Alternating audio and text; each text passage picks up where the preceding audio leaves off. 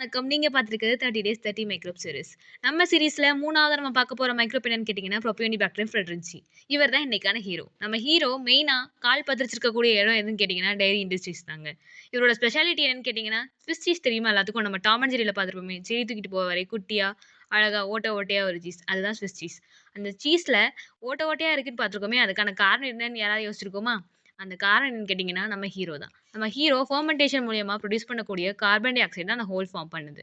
அது மட்டுமா பண்ணுதுன்னு கேட்டீங்கன்னா இல்ல. எக்ஸ்ட்ராவா என்ன பண்ணுதுன்னா, அந்த சீஸ்க்கு ஃப்ளேவர் குடுக்குது. எப்படி?